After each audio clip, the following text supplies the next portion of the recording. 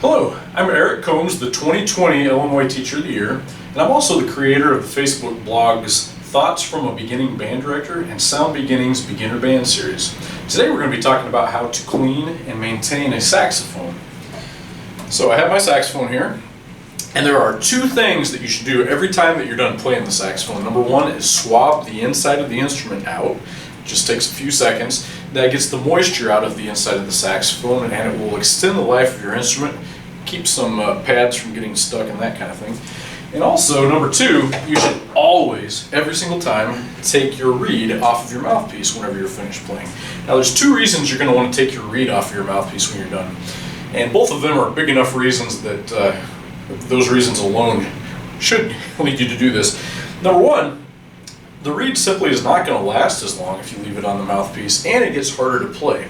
Because whenever you play, the reed gets wet, and then if you put it up overnight without taking the reed off, it dries, but it gets warped when it dries since it's on the mouthpiece. And a warped reed is very hard to play. It kind of has an airy sound. It just doesn't have good response. And being a professional saxophone player, I can't stand the feeling of playing with a reed that's not 100%. So, reason number one, it's going to save you some money. It's going to make you sound better. Take your reed off the mouthpiece when you're done. Number two is just kind of a sanitation thing.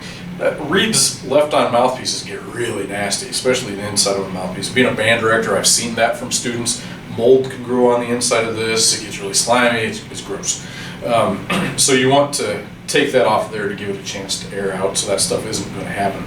And you also are going to want to wash your mouthpiece every once in a while. I'll show you how to do that. So whenever you're done playing, you should take a few seconds and swab the inside of the instrument out. Now you can buy a swab from a store, or I made my own. This is just a handkerchief. One end of the handkerchief has a line tied to it, and on the other side of the line there's a weight. Now you can go down through either side of the saxophone. I'm going to go through, in fact I usually do either side. We're going to go down through the top this time, get it all the way down in there, and then we're going to turn it over, and it's going to come out the other side. Now notice that I have completely unwound this. You don't want to have it all rolled up in a ball because it's going to get stuck in there. You want to make sure that it's like this, and I'm going to pull it through. It's going to come out the other side, gets the moisture out of the inside of it. Now I have seen these get stuck inside saxophones or clarinets, so as a band director I have a set of these under my desk, and if something gets stuck inside there, I can just reach inside, grab it, pull it out. Those are very handy. Next, I'm going to show you how you can clean out the neck of the saxophone and the mouthpiece of the saxophone. So this is another swab. It's just a smaller version of the one I just showed you. And I'm going to go down through this side of the neck and bring it through the other side, swab out the neck and the mouthpiece. A little word of warning here, if you don't do this correctly, it is possible to shatter the end of your mouthpiece. That would be if I got it through here and then really quickly pulled it back up through, and you can see when I do that it's touching the tip of the mouthpiece. If I were to just jerk this through here really fast, I might shatter the end of the mouthpiece, so be careful of that whenever you do it. There are two other methods of cleaning these out. One would be to use one of these and just run it through your mouthpiece every time you're done playing. I actually do that just to dry it out and get all of the gunk out of it. And also, the mouthpiece, or the neck itself, can get wet. Just try to avoid water getting on the cork and this pad. But I have before covered up the pad with my thumb and put water down through this side of it. Now you want to be careful, and I know this because I learned it the hard way. If I put water down through here in a sink, it's going to come out and it's going to get all over my shirt. I've done that more than once. So you want to aim it away from you. You can get water down in there. Then you're just going to roll up a paper towel, and with a little bit of work, twisting, pushing, it'll eventually come out the other side, and then you can just dry it off that way. I am not a huge fan of the fuzzy rods that people put inside their saxophone that you just keep in there overnight. I have no proof that they're bad for your instrument. I just don't like the idea of putting something in there that's meant to get the moisture off of the saxophone and then leaving it in there, because you never took the moisture out, you're leaving it in there. So I have never been one to use those. I'm not going to say they're a bad thing though. If you really want to give your mouthpiece a good wash, you can get this wet. It's not going to hurt anything. I do want to say though, as a word of warning, this can never get wet. I did have a saxophone that I had out in the rain for a couple hours once, and I decided not to dry it off. I was going to dry it the next day. I put it in its case. By the next day, it was moldy. And that saxophone has never worked ever since, even with trying to clean it. You don't want to get this wet. And I say that because I had a student once who put their clarinet in a dishwasher thinking that they could clean it. And the next day they came to me and they said, hey, my clarinet doesn't work and it blows bubbles every time that I play. You cannot get that wet. We had to throw her clarinet away. But you can get this wet because there's nothing on there that'll hurt it. You can run water through it. I put my thumb on the bottom side of it. I squirt some liquid soap down in there, put a little water in it, and then you can scrub it out with this while you run water through it. You can also take it up to the top and get any of the crusty stuff, which is actually just little dried pieces of lip is what that is, and you can get it off that way. Never ever boil this. As a high schooler, I thought that would be a good idea to disinfect it. Two things happened that I didn't know about until afterwards. I learned the hard way. Number one, it warps the tip of the mouthpiece, and number two, it turns it green. You don't want that. All right, now for the outside of the saxophone. You can get a polish cloth that is to polish off the smudges and fingerprints on the saxophone. Don't use the same cloth that you use for the inside of the saxophone whenever you do this, so you have two separate cloths. Also, most repair kits are going to come with some pipe cleaners. Kids always ask me what the pipe cleaners are for. I'll show you what it's for, but then I'll show you something even better. It's simply to get any dust out from between the rods or underneath the rods. I don't really like doing that though, because these are so flimsy, and sometimes it'll leave little white pieces of pipe cleaner underneath the keys. So what I like to do is go to a cosmetic section somewhere in a store and buy one of these handy things, which is a blush brush. And I keep one of these at school to clean underneath the rods on woodwind instruments. They work really well.